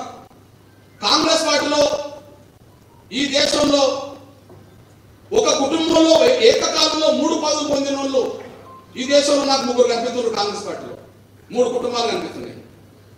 ఈ దేశంలో కాంగ్రెస్ పార్టీలో ఏకకాలంలో 3 చట్టసభల పదవులు పొందిన వాళ్ళు 3 కుటుంబాలు. అరే కాంగ్రెస్ అంటేనే సోనియా గాంధీ గారు, రాహుల్ గాంధీ గారు, ప్రియాంక గాంధీ గారు అనుకుందాం, వాళ్ళు 3 ఉన్నారు కదా. కాంగ్రెస్ రాజ్యసభ సభ్యురాలు సోనియా గాంధీ గారు, లోక్సభ సభ్యుడు రాహుల్ గాంధీ గారు, అదే సమయంలో లోక్సభ సభ్యురాలు ప్రియాంక గాంధీ. అంటే కాంగ్రెస్ అంటేనే కుటుంబం అంటున్నారు, కుటుంబంలో 3 ఉన్నారు. ఆ తర్వాత మన దక్షిణాది రాష్ట్రాల్లో మన ఏకకాలంలో 3 పదవులు పొందేంత శక్తివంతమైన కుటుంబం కర్ణాటక మాల. మల్లికార్జున ఖర్గే రాజ్యసభ నాయకుడు, ప్రతిపక్ష నాయకుడు, వాళ్ళ అల్లుడు గుల్బర్గా ఎంపీ, వాళ్ళ కొడుకు ప్రియాంక ఖర్గే ఇప్పుడు మంత్రి. ఏకకాలంలో 3. మళ్ళీ అక్కడి నుండి తెలుగు గడ్డ మీదకి వస్తే, తెలంగాణ గడ్డకు వస్తే ఏకకాలంలో 3 చట్టసభలు పొందే పరిస్థితి వెంకటస్వామి కుటుంబంలో ఉన్నది. వెంకటస్వామి గారి పెద్ద కొడుకు బెల్లంపల్లి ఎమ్మెల్యే, ఇప్పుడు వర్గీకరణ అడ్డుతామని చెప్పి రోడ్డు మీదకి వచ్చింది చెన్నూరు ఎమ్మెల్యే. ఆ చెన్నూరు ఎమ్మెల్యే కొడుకే పెద్దపల్లి ఎంపీ. ఏకకాలంలో 3 పదవులు పొందేంత శక్తి వరకు ఉన్నదంటే ఆ కుటుంబానికి ఉన్నది. కాంగ్రెస్ లో రెడ్ల హవా ఎక్కువ ఉంటుంది, కానీ రెడ్ల హవా ఉన్నది కానీ 2కే పరిమితమైన, ఇంకా 3 దాకా రావాలి. కాంగ్రెస్ లో రెడ్ల హవా ఎక్కువ ఉంటుంది, అందరూ తెలుసు. కాంగ్రెస్ లో రెడ్ల హవా ఎక్కువ ఉంటుంది, అందరూ తెలుసు. వాళ్ళు 2 దాకా వచ్చింది, ఏకకాలంలో 2 పదవులు పొందే కాడికి వచ్చారు, 3 దాకా రాలే. ఇంకా ఉత్తమ్ కుమార్ రెడ్డి భార్య ఇద్దరు, కోమటిరెడ్డి వెంకటరెడ్డి, కోమటిరెడ్డి రాజగోపాల్ రెడ్డి ఇద్దరు, జానారెడ్డి పెద్ద కొడుకు, బాలకాంగ్రెస్ చిన్న కొడుకు, ఒక ఎంపీ ఒక ఎమ్మెల్యే ఇద్దరు. ఆ ఇద్దరు వీళ్ళు కూడా అవుతారు. మళ్ళీ బట్టి విక్రమార్క మనోరెడ్డి. అంటే వాళ్ళకి ఈక్వల్ ఉంటారు, వాళ్ళని అధిగమించి కూడా ఉంటారు. వాళ్ళకి ఈక్వల్గా ఉండే కాదు ఉంటారు, మళ్ళీ వాళ్ళని అధిగమించే కాదు ఉంటారు. అంటే మనకు దేశవ్యాప్తంగా ఇక్కడ వర్గీకరణ వ్యతిరేక రాజకీయ శక్తి ఎక్కడ కనిపిస్తున్నదంటే వెంకటస్వామి కొడుకుల రూపంగా, మనమల రూపంగా ఇక్కడనే కనిపిస్తుంది. వాళ్ళ శక్తివంతులు మర్చిపో. 2, వాళ్ళకి ఆర్థిక శక్తి ఎక్కువ. మల్లికార్జున ఖర్గే కుటుంబానికి 1000 కోట్ల వ్యాపారాలు ఉన్నాయి. బహుశా 100 కోట్ల రూపాయల వ్యాపార సంస్థలు మన రామ్విలాస్ పాస్వాన్ కుటుంబానికి ఉన్నాయి. రాజకీయంగా ఎక్కడన్నా పార్టీ పేరుతో ఉన్నది ఏదన్నా ఉంటే మన మాయావతికి ఉన్నాయి, పార్టీ పేరుతో ఉన్నాయి. కానీ దళిత శక్తుల్లో లక్షల కోట్ల రూపాయల వ్యాపారాలు చేసే వాళ్ళు నాకు ఎక్కడ కనిపించారు. లక్షల కోట్ల రూపాయల వ్యాపారాలు చేసేవాళ్ళు ఆంధ్రప్రదేశ్లో, తెలంగాణలో కాదు, ఆంధ్రప్రదేశ్లో కాదు, దక్షిణాది రాష్ట్రంలో కాదు, దేశంలోనే కాదు, బయటి దేశాల్లో కూడా పరిశ్రమలు ఉండబడి ఏకైక కుటుంబం దత్త కుటుంబం వెంకటస్వామి కుటుంబం కాదని చెప్పమానండి. కాదని చెప్పానండి. వ్యాపారాలు, భూములు వాళ్ళకున్నంత ఎవరికి లేవు, దేశంలోనే లేవు. ఆ స్థాయి ఆర్థిక శక్తి పలుకుబడగల కుటుంబం. నేను దేశం మొత్తం తిరిగి వస్తున్నా, ఎక్కడా దళితుల చేతిలో ప్రధాన మీడియా లేదు, ఎక్కడా దళితుల చేతిలో, దళిత నేతల చేతిలో, దళిత పార్సల చేతిలో ప్రధాన మీడియా లేదు. కానీ ఇక్కడ వెంకటస్వామి కుటుంబం దగ్గర ఉన్నది. అది V6 కావచ్చు, వెలుగు కావచ్చు, ప్రధాన మీడియాలో భాగం. అంటే ఇవాళ వర్గీకరణ కట్టుకునే శక్తులు జనాభా రీత్యా ఇక్కడ తక్కువనే కావచ్చు, కానీ పలుకుబడి రీత్యా జాతీయ స్థాయిలో చాలా శక్తివంతులు, ఆర్థికంగా జాతీయ స్థాయిలో దళిత వర్గంలో శక్తివంతులు, మీడియా పరంగా సొంత మీడియాను నడుపుకునేంత శక్తివంతులు ఇవాళ మనకు అడ్డు తగులుతున్నారు. ఇప్పుడు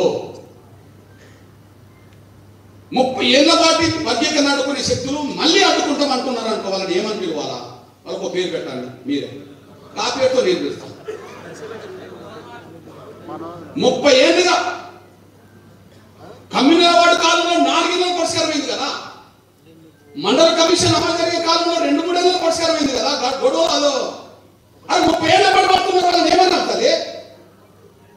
మన్వాదులు అంటే మాలందరూ మన్వాదులు ఎందుకంటే నేను వర్గీకరణ సంబంధించిన వాళ్ళు ఒక్కరినే కలిసి పనిచేస్తానంటున్నా. మరి ఒక్కడి ముందుకు రాకపోతే వర్గీకరణ వ్యతిరేక శక్తులను నేనేమనాలా? నేను మళ్ళా చెప్తున్నా, మీరు ఎవరన్నా అనుకున్నా వర్గీకరణను ఇంకా అడ్డుకుంటామంటే వాడు మనువాదే, అందరి సందేశం లేదు. పక్కవాడి హక్కులను హరించే మనస్తత్వం మనువాది మనస్తత్వమే కదా. పక్కవాడి హక్కులను, పక్క వాళ్ళ హక్కులను హరించే వాళ్ళ మనస్తత్వం అంటే మనువాది మనస్తత్వమే కదా. మరి వర్గీకరణ వ్యతిరేక శక్తులను మనువాదులు అనకపోతే ఏమనాలా? నేను ఖచ్చితంగా అదే అంటాను. రేపటి నుంచి మీరు అదే అనండి, అంతే. వర్గీకరణ వ్యతిరేకిత అనండి, వాళ్ళు ఎవరన్నా కానీ తప్పట్లవుతుంది. ఈ నేపథ్యంలో దేశంలో ఎక్కడ లేని వర్గీకరణ వ్యతిరేక శక్తి ఇక్కడనే కనిపిస్తున్నది. కానీ వర్గీకరణ కోరుకునే జనాభా ఇక్కడనే ఉన్నది ఎక్కువ. వాళ్ళ పలుకుబడికి, మన జనబలానికి, మన న్యాయం పట్టడానికి సవాల్ ఇప్పుడు. కానీ ఈ సమాజంలో వాళ్ళు రోజు రోజు ఒంటరి వాళ్ళు అవుతారు. 30 ఏళ్ల పాటు జరిగిన ఉద్యమానికి సమాజం మొత్తం మద్దతు ఇస్తుంది. ఇంతవరకు మాట్లాడిపోయిన వాళ్ళ వేదిక సాక్ష్యం కదా. ఇక లేని వాళ్ళు ఎవరు? ఎస్టీలో లంబడ వచ్చింది, ఆదివాసి వచ్చింది కదా. నా బీసీ సమాజం అంతా అండగా నిలబడుతుంది కదా. మైనార్టీ సమాజం వచ్చి మాట్లాడిపోయింది కదా. ఓసీ సమాజం వచ్చి మాట్లాడిపోయింది కదా. మాట్లాడిపోయిన వాళ్ళు ప్రొఫెసర్ జయశంకర్ గారి నుంచి మొదలుకుంటే, ప్రొఫెసర్ హరిగోపాల్ గారి నుంచి మొదలుకుంటే, జయప్రకాష్ గారి నుంచి మొదలుకుంటే, శ్రీనివాస్ గారి నుంచి మొదలుకుంటే, తమ్ముడు కవి దేశపతి నుంచి మొదలుకుంటే మన వాళ్ళందరూ మాట్లాడిపోయింది కదా. మన నాగేశ్వర గారు వచ్చిపోయారు కదా. జడ్జిగా పనిచేసిన మన సోదరు, మన బలహీన వర్గాల సోదరుడు చంద్రకుమార్ గారు వచ్చిపోయారు కదా. యువనేతలుగా నా తమ్ముడు ఉన్నారు కదా. అక్క వచ్చి మనకు వచ్చి పాట పాడి మాట్లాడిపోయింది కదా. మాది గొల్ల అన్నది కదా, లేదా? మాది గొల్ల. మరి 2 కలిసి బ్రహ్మాండంగా మీ ఇద్దరు ఎట్లా రాసిండో కానీ మీరు ఇద్దరు కలవండి, మీ కుటుంబంలో ఇద్దరు కలవండి అన్నట్టు రాసినట్టున్నది. మీ ఇద్దరు రాసింది కదా ఆ పాట. ఓకే, ఏదైతే ఓకే. తమ్ముడు మల్లన్న వచ్చి మాట్లాడిపోయింది కదా. ఓకే, సమస్త సమాజం మనకు అనుకూలంగా ఉన్నది, మనకు అండగా ఉన్నది. ఉద్యమంలో మనకు అవసరం అవుతాం. అదొకే. వాళ్ళు ఒంటరి వాళ్ళని తెలిసినా కూడా అడ్డుకుంటామంటారు. అది వాళ్ళు ఒంటరి, వాళ్ళు రోజు రోజు ఒంటరి వాళ్ళు అవుతాం. ఆయన అడ్డుకొని తీరుతామంటారు. వాళ్ళ పలుకుబడికి నిదర్శనం అనేసి మీరు దృష్టిపోతున్నాను. అయినప్పటికీ ఇప్పుడు మనం రోడ్డు మీద రావాల్సిన పరిస్థితులు అందుకనే వచ్చింది. మనం రోడ్డు మీద రావాల్సిన పరిస్థితులు అందుకనే వచ్చినాయి. వర్గీకరణ జాప్యం, వర్గీకరణ లేకుండా భర్తీ చేయడం, అడ్మిషన్స్ పూర్తిగా అవుతూ ఉండడం, మరొక వైపు వర్గీకరణ చిక్కులు కల్పించే పరిస్థితి ఇక్కడే ఉండడం వల్ల ఇంకా ఆలస్యం చేస్తే మనం మరింత నష్టపోతాము.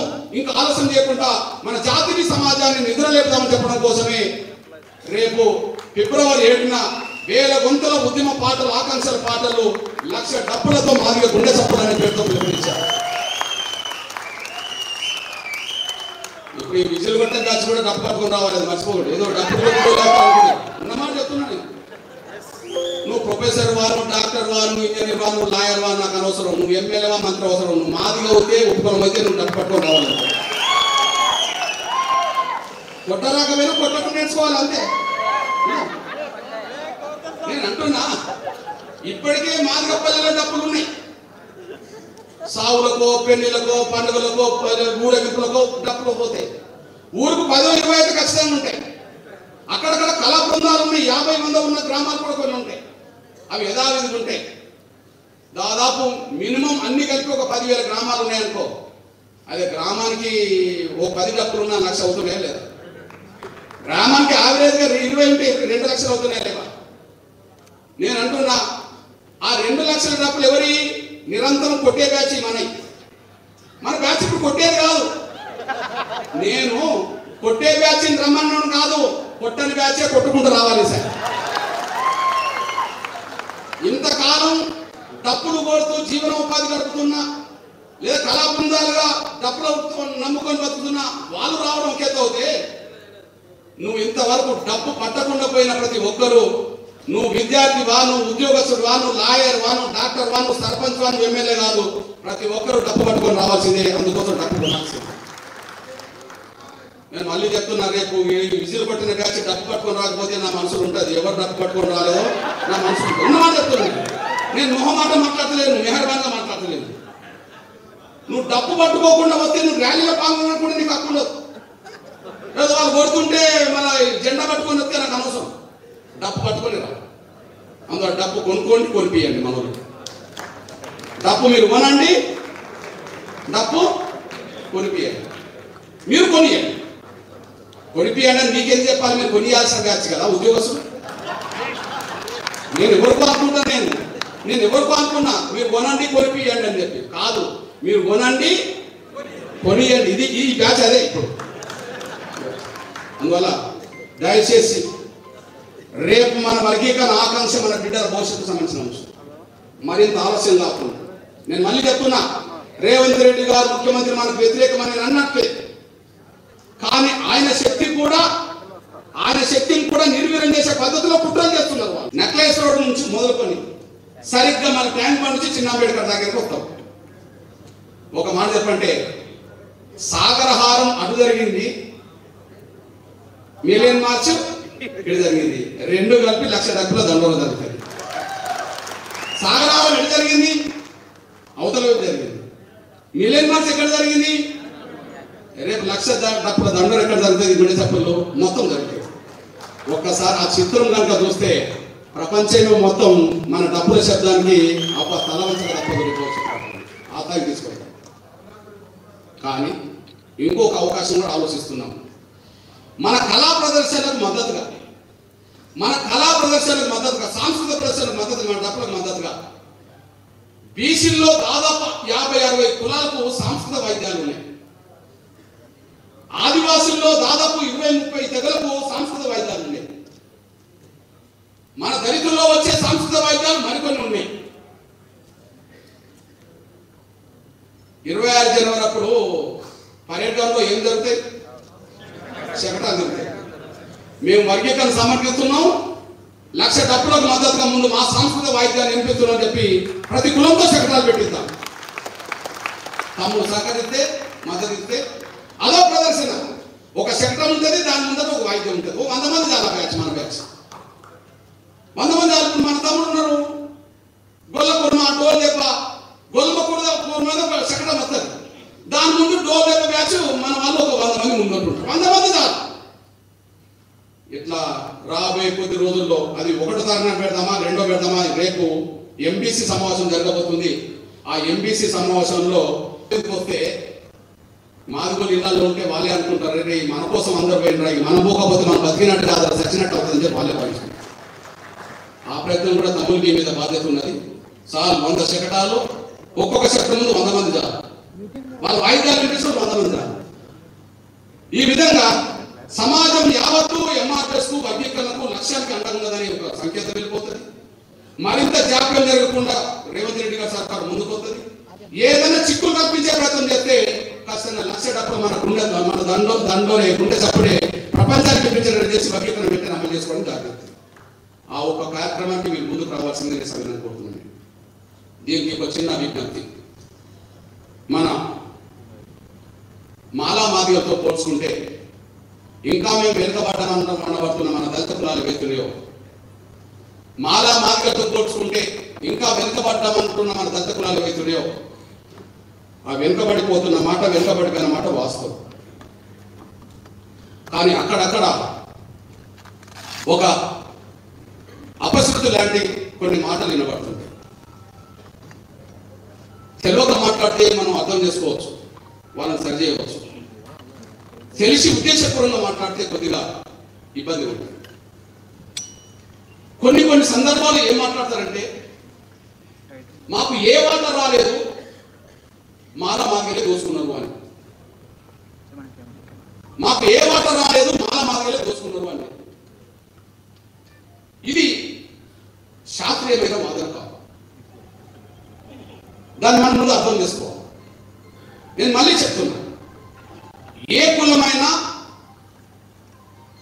తమకు ఈ రకంగా అన్యాయం జరిగింది కాబట్టి మాకు ఈ న్యాయమైన ఈ మాట దక్కాలని కోరుకోవడం తప్పు కాదు. ఏ కులమైనా సరే నేను దాన్ని స్వాగతిస్తాను. కానీ దోషిగా ఎవరిని నిలబెట్టాలో వాళ్ళతో ఆ దోషితో యుద్ధం చేస్తుంటే వీళ్ళని కూడా దోషిగా నిలబెట్టడం అనేది న్యాయం కాదు. ఇక్కడ వర్గీకరణ వ్యతిరేక శక్తులు ఎవరు? మాల నుంచి వస్తున్నాయి. వర్గీకరణ కోరుకుంటూ యుద్ధ భూములు ఉన్న ఎవరు? మాదిగలు కోరుకున్న డిమాండ్ మాదిగల వరకే కాకుండా అందరికీ పంచుకుంటున్నాయి. కానీ కొంతమంది మాకు ఏమి రాలేదు, మాదిగలు దోసుకున్నారు అని అంటే, మరి మాదిగలే దోసుకుంటే ఉపకులాల వర్గీకరణ కోరుకోవాలి, కానీ మాదిగలు ఎందుకు కోరుకోవాలి? మాదిగలు ఇద్దరు కలిసి దోసుకున్నారు అనుకో, ఇక మాదిగల వర్గీకరణ వ్యతిరేకించాలి. దోసుకునే సెక్షన్ ఉంటారు కాబట్టి మిగిలిన 57 కులాల వర్గీకరణ కోరుకోవాలి, తప్పేం లేదు. మరి మాదిగలకు వర్గీకరణ కోరుకుంటాను. ఈ ఒక్క విషయం మీరు అర్థం చేసుకుంటారని ఆశిస్తున్నాను. ఎగ్జాంపుల్ ఒక లెక్క చెప్తాను. నేను మేము దోసుకోబడుతున్నామని చెప్పి మాదిగలు అంటాను. మాదిగలే దోసుకోబడుతున్న తర్వాత ఉపకులాలు ఎట్లా దోసుకుంటారు? ఇతర కులాలు ఎట్లా దోసుకుంటారు? మాదిగలు దోసుకోబడుతున్నారు. ఎవరి చేత? మాదిగల చేత. ఎగ్జాంపుల్, ఈ వర్గీకరణలో మాదిగల జనాభా 9 అనుకుందాం. డైరెక్ట్ సింగిల్ క్యాస్ట్ మాదిగల జనాభా 9 అనుకుందాం. ఓకే, మాదిగల జనాభా ఒక 4-5 అనుకుందాం. ఇతర కులాల జనాభా 1% 2% అనుకుందాం. ఇప్పుడు మాలల జనాభా 4 ఉంది, వాళ్ళు 8 పొందిననుకో, అదనంగా 4% అదనంగా పొందినట్టు. ఈ అదనంగా పొందిన 4%లో మాదిగల జనాభా 9 అయితే వాళ్ళకి 6 వచ్చినాయి అనుకుందాం. వీళ్ళు కోల్పోయింది ఎంత? 3 కోల్పోయారు. వీళ్ళు కోల్పోయింది ఎంత? 3 కోల్పోయారు. వీడు 9 అయి ఉండి 10 తీసుకుంటే, ఇతర కులాల అవకాశాలు దోసుకున్నాడు. వీడు 9 అయి ఉండి 6 తీసుకున్నాడు అనుకో, నీకు 1 రావాల్సిన ఆఫ్ వచ్చింది అనుకో, నీకు 1 రావాలి, ఆఫ్ వచ్చింది అనుకో, నువ్వు నష్టపోయింది ఎంత? ఆఫ్. మాదిగలు నష్టపోయింది ఎంత? 3. ఈ ఇద్దరు కలిపి దోసుకున్నది ఎవరు? ఇది అర్థం చేసుకోవాలి. వీళ్ళకి రావాల్సిన 9 కంటే 10 తీసుకుంటే ఆ 1%లో ఉపకులాల వాట ఇతర కులాల వాట దోసుకున్నట్టే. అంటే మీకు 1% వస్తే ఆ పర్సెంట్ వీలు తిన్నట్టే. మాదిగల రావాల్సిన 9% మాట కంటే ఒక 2% తగ్గింది అనుకుంటే ఆ 2% ఇతర కుల దళిత కులాలు తీసుకున్నట్టు కాదు, మాలలు తీసుకున్నట్టే. మాలలు వాళ్ళ జనాభా కంటే ఎక్కువ పొందడం వల్ల మాదిగలు నష్టపోయారు, ఇతర కులాలు నష్టపోయారు. అవును, మాదిగల జనాభా సింగిల్ గా 10% ఉంటే వాళ్ళకి 6% వచ్చిందంటే 4 నష్టపోయినాం. ఇంకెవరు దోచుకున్నట్టు? సమాజంలో ఉద్యోగస్తులు కనిపిస్తారు, వీళ్ళ జనాభా ఉన్నది కాబట్టి. చదువుకునే అవకాశాలు కూడా కనిపిస్తారు, వీళ్ళ జనాభా ఉన్నది కాబట్టి. వీళ్ళు ఉద్యోగస్తులు కనిపిస్తారు, వీళ్ళు చదువుకునే కాడ కనిపిస్తారు, వీళ్ళు డాక్టర్ల కాడ కనిపిస్తారు, వీళ్ళు ఇంజనీర్ల కాడ కనిపిస్తారు. ఆ కనిపించే వాళ్ళ సంఖ్య జనాభాకు మించున్నదా తగ్గుదా? ఎగ్జాంపుల్ ఉస్మానియా యూనివర్సిటీలో అందరు కలిసి 60 మంది ఉన్నారు అనుకోండి. ఉస్మానియా యూనివర్సిటీలో అందరు కలిసి 60 మంది ఎస్సీలు. ఆ ఎస్సీలో 60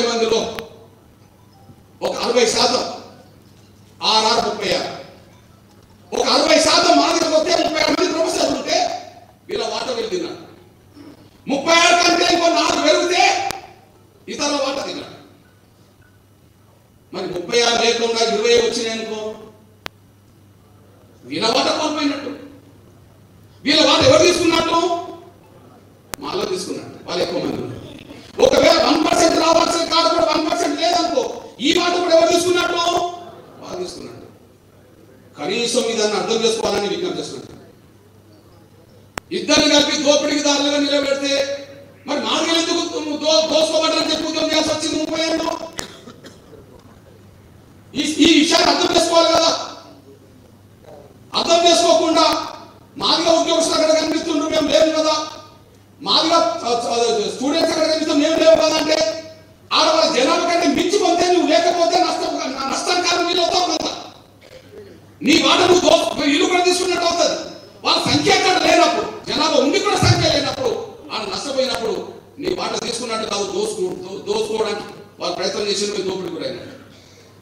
ఈ సంపూర్ణ అవగాహనతో మీరు ఎవరైనా ఉండాలని సభ్యులుగా కోరుతున్నాను. దయచేసి మళ్ళీ చెప్తున్నా, 15%లో 70% మాదిగలు ఉన్నారనుకోండి. సింగిల్ కాస్ట్గా అతిపెద్ద జనాభా కాబట్టి 70% కంటే మించి 80% పొందితే మాలకు దోసుకున్నట్టు కాదు.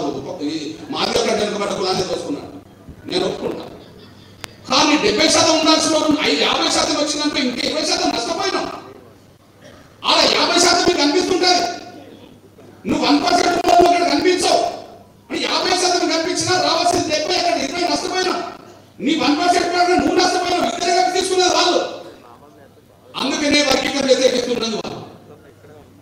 నష్టపోయిన కాబట్టి వర్గీకరణ పోకుండా దాని ద్వారా అందులో నీది నాది దోసుకున్నది మాల స్వార్థపడలే తప్ప మాదిగలు మా ఇతరులను దోసుకున్నారంటే అది కరెక్ట్ కాదు. ఎగ్జాంపుల్, నేను నా దళితులు అన్ని కులాలు బాగుపడాలని కోరుకునేవాడిని. ఎగ్జాంపుల్, ఒకరోజు నేను కడియంసీఆర్ని సమర్థించా, ఒకరోజు కడియంసీఆర్ని వ్యతిరేకించా. ఇది అర్థం చేసుకోవాలి నా తల్లి. ఎప్పుడు సమర్థించా, ఎప్పుడు వ్యతిరేకించా. నేను సమర్థించింది ఎప్పుడు, వ్యతిరేకించింది ఎప్పుడు? 10 ఎస్సీలకు మాదిగల సీట్లు వచ్చినప్పుడు, 10 ఎస్సీ మాదిగల సీట్లు వచ్చినప్పుడు తెలుగుదేశంలో కడియంసీఆర్ గారికి వరంగల్లో గన్పూర్లో సీట్ వచ్చింది. గన్పూర్లో సీట్ వచ్చింది. ఒక మన బయట సోదరు 9 మాదిగలకు వచ్చినాయి. 9 మాదిగలకు వచ్చిన కాడ ఒకటి నా కులానికి రావాలి కదా, బయటకు రావాలి. కాబట్టి కడియంసీఆర్కి మద్దతుగా ఎంఆర్పీ ప్రచారం చేసిందారు. పోటీదారు ఎవరు? రాజనే. ఆడ కాంగ్రెస్ పార్టీ అభ్యర్థి ఎవరు? రాజనే. రాజనే ఏం కులము? మాదిగ. నేను ఆలోచించింది ఏంటిది, అరే 10 సీట్లున్న కాడ 9 మాదిగలకు ఇప్పటికి వచ్చినాయి. అవకాశం ఒక్కగానే గన్పూర్లో వచ్చింది కాబట్టి నా బైంద కులానికి, నా వంతుగా బైంద కులాన్ని చేయడమే కరెక్ట్ అని చెప్పి సమర్థించా. ఎవరినని అడిగాను. గన్పూర్లో సమర్థించి ఒక మీటింగ్ పెడితే టెంట్ను కూలగొట్టిన రాజన్న మనుషులు.